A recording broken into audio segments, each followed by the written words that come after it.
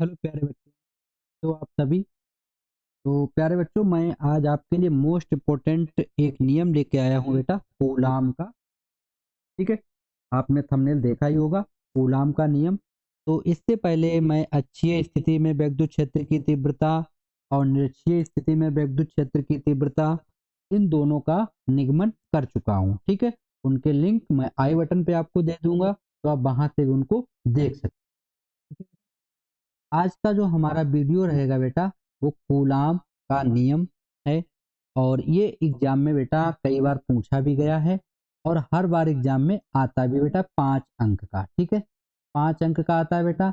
अगर ये नहीं आता तो इससे न्यूमेरिकल आता है बेटा, न्यूमेरिकल आता है। ठीक है, आंकिक प्रश्न जितने भी होते हैं ज्यादातर इसी क्वेश्चन से बनते हैं, इसी फार्मूले से बनते हैं बेटा।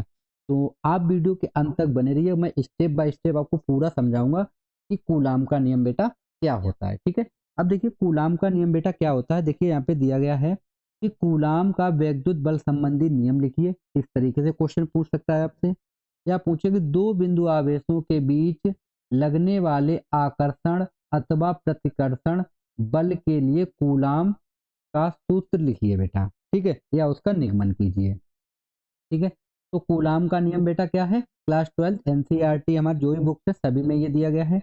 तो देखिए क्या होता है बेटा कूलाम नियम। कूलाम नियम के अनुसार समझिए बेटा, दो स्थिर बिंदु आवेशों के मध्य, ठीक है, यानी दो स्थिर बिंदु आवेशों के मध्य लगने वाला बेटा आकर्षण बल या प्रतिकर्षण बल, ठीक है, बल दोनों आवेशों की मात्राओं के गुणनफल के क्या होता है बेटा, अनुक्रमानुपाती होता है, तथा उनके बीच की दूरी के वर्ग के व्युत्क्रमानुपाती होता है बेटा। ठीक है, तो ये व्युत्क्रमानुपाती। अब देखिए बेटा यहाँ पे कुछ नए कीवर्ड आए हैं कि एक होता है बेटा आकर्षण, ठीक है, दूसरा बेटा आया है प्रतिकर्षण। ठीक है, अब देखिए बेटा आकर्षण बल क्या होता है और प्रतिकर्षण बल क्या होता है, पहले इसको हम लोग समझ लेते हैं। ठीक है, तो देखिए इसके लिए हम लोग क्या करते हैं, एक न्यू पे ले लेते हैं, और वहां पे हम लोग इसको समझेंगे कि आकर्षण बल क्या होता है और बेटा प्रतिकर्षण बल क्या होता है। देखिए ये मान लीजिए हमारे पास बेटा कोई आवेश है, ये इस तरीके से आप देख सकते हो, इसका प्लस क्यू आवेश है बेटा,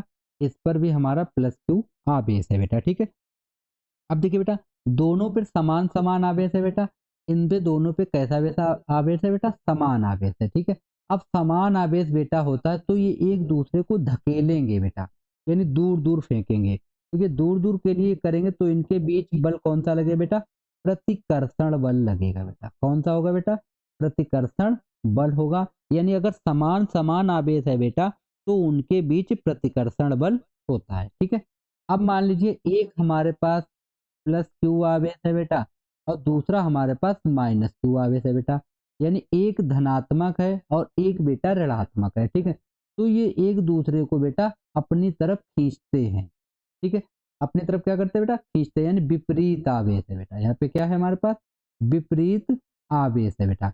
ठीक है, जब विपरीत आवेश होता है बेटा तो ये क्या होता है, विपरीत आवेश, विपरीत आवेश में बेटा इनके बीच जो बल लगता है वो होता है हमारा आकर्षण बल होता है बेटा। कौन सा बल होता है बेटा, आकर्षण बल होता है। ठीक है, इतनी चीज आपको क्लियर हो गई होगी बेटा। देखिए जब आप, मैं फिर रिपीट कर देता हूँ बेटा, देखिए आवेश, आवेश क्या है, देखिए जब दोनों पर समान समान आवेश हो बेटा, जैसे इस पर पॉजिटिव है इस पर भी क्या है पॉजिटिव, जब समान समान आवेश हो तो उनके मध्य, ठीक है बेटा, तो जब आपके बल जो आवेश होते हैं वो समान अगर होंगे बेटा, तो हमारे बीच जो बल लगेगा उन दोनों के बीच बेटा, तो वो होगा प्रतिकर्षण बल। ठीक है, अगर आवेश विपरीत होगा बेटा तो उनके बीच जो बल लगेगा वो होगा आकर्षण बल बेटा। ठीक है, तो ये आप इतना याद रखेंगे। ठीक है, अब आते हैं हम लोग अपनी डेफिनेशन पे। देखिए डेफिनेशन बेटा क्या थी हमारी, कि दो स्थिर आवेशों के मध्य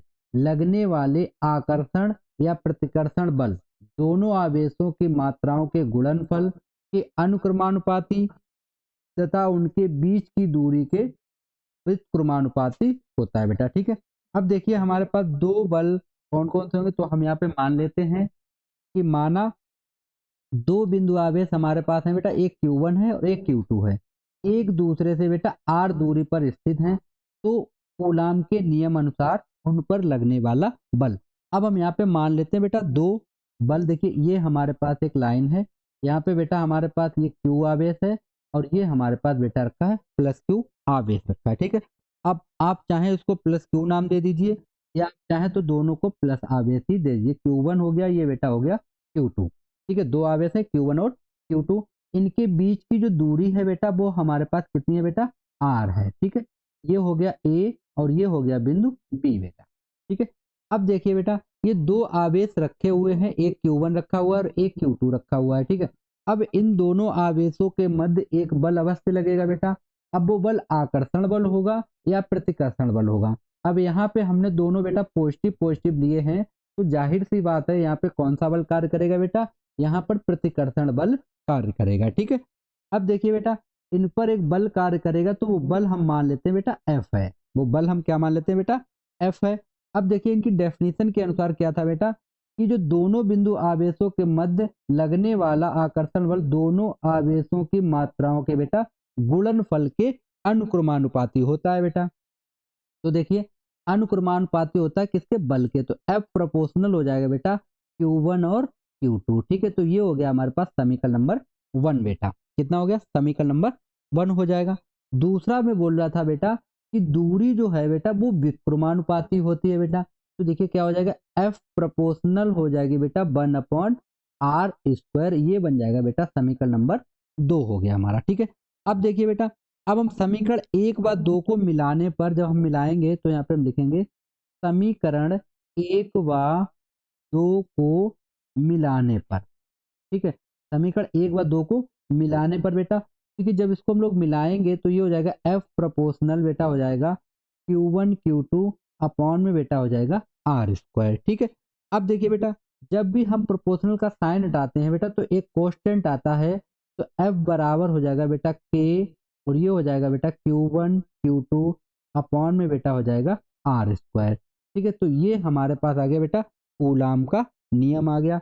अब देखिए बेटा यहाँ पे जो K है हमारा, K एक क्या है बेटा, नियतांक है बेटा, क्या है, K एक नियतांक है। और K बराबर हम लोग रख सकते हैं बेटा इसको 1/4πε0 K, ठीक है। K लगाना चाहो तो लगा सकते हो, तो ये होती है इसकी वैल्यू, ठीक है। अब बेटा इसका जो मान कितना होता है वो मैं आपको बता दूं, अगर आपको पता है तो आप कमेंट बॉक्स में बता सकते हो, ठीक है। तो चलिए उससे पहले हम पहले फार्मूला कंप्लीट कर देते हैं। तो देखिए यहाँ पे ये वैल्यू रखेंगे बेटा, तो देखिए F बराबर क्या आ जाएगा बेटा, ये आ जाएगा हमारे पास 1/4πε0 बेटा Q1 Q2 अपान में बेटा हो जाएगा R²। तो ये हो गया बेटा कूलाम का नियम हो गया, ठीक है। आई होप इतना आप सभी को क्लियर हो गया होगा। अब देखिए बेटा यहाँ पे ये तो हमारा फार्मूला आ गया है, ठीक है। अब देखिए यहाँ पे जो हमारे पास 1/4πε0 है बेटा और ε0 है, तो इसकी वैल्यू अगर हम लोग निकालेंगे तो देखिए बेटा हम लोग कैसे निकालेंगे, यहाँ पे देखिए हमारे पास जो है 1/4πε0, ठीक है। तो इसका मान कितना होता है बेटा, 9 × 10⁻⁹ क्यू मात्रक इसका बेटा होता है न्यूटन मीटर स्क्वायर प्रति कूलाम स्क्वायर होता है बेटा, ठीक है। अब देखिए यहाँ पे एक चीज और है बेटा, ये लिखा हुआ देखिए ε0, ठीक है। तो इसकी वैल्यू बेटा कितनी होती है, इसको हम लोग बोलते हैं बेटा निर्वात की वैद्युतशीलता बोलते हैं हम लोग, क्या बोलते हैं इसको, निर्वात की वैद्युतशीलता, ठीक है। तो ये हो जाएगा बेटा निर्वात की वैद्युतशीलता हो जाएगी बेटा। और देखिए इसका जो वैल्यू होता है बेटा वो होता है हमारे पास 8.85 इंटू 10⁻⁻12 कूलाम स्क्वायर बेटा न्यूटन मीटर स्क्वायर। यूनिट मैं इसलिए लिख रहा हूँ बेटा कि यूनिट एग्जाम में पूछ दी जाती है, ठीक है। कभी कभी मान भी पूछ दिया जाता है, कभी यूनिट पूछ दी जाती है, कभी एक चीज और पूछ दी जाती है बेटा। अब देखिए कभी कभी एग्जाम में एक चीज आती है कि ε0 का विमीय सूत्र बताइए बेटा, या निर्वात की वैद्युतशीलता का विमा बताइए, विमा क्या होती है। तो देखिए बेटा यहाँ पे मैं आपको विमा भी बता देता हूँ, ε0 का विमीय सूत्र, ठीक है। ये भी इंपॉर्टेंट है बेटा, इसको भी आप लिख लीजिए। देखिए क्या होता है इसका विमा, इसका विमा होता है बेटा M-1L-3T4A2। ये आप लोगों ने कक्षा 11 में पढ़ा होगा कि बीमा किस तरीके से निकाली जाती है बेटा। ठीक है, तो मैंने यहाँ पे आपको 3-4 चीजें बताई हैं और ये सभी बेटा इंपॉर्टेंट है। देखिए इसका मान मोस्ट इंपॉर्टेंट है, जो न्यूमेरिकल आएगा वहां पे हमको पुट करना पड़ेगा। ठीक है, अब साइलेंट नॉट हमारे निर्वात की वैद्युशीलता है बेटा, इसकी वैल्यू कितनी होती है 8.85 इंटू 10⁻12 कूलाम स्क्वायर प्रति न्यूटन मीटर स्क्वायर होता है बेटा। इसका विमीय सूत्र क्या होता है ये मैंने यहाँ पे लिख दिया है। ठीक है, तो इतना आप सभी बच्चों को क्लियर हो गया होगा। ठीक है, इसके अलावा अगर किसी बच्चे को कोई भी प्रॉब्लम है, कोई चीज समझ में नहीं आती है, तो आप बेटा पूछ सकते हो। ठीक है, अब यहाँ पे एक चीज और समझ लीजिए बेटा, ये जो हमारा है एक विमाहीन मात्रक होता है बेटा, ये आप समझिए। निर्वात के लिए के का मान कितना होता है बेटा 1 होता है। निर्वात के लिए के का मान कितना होता है बेटा 1 होता है।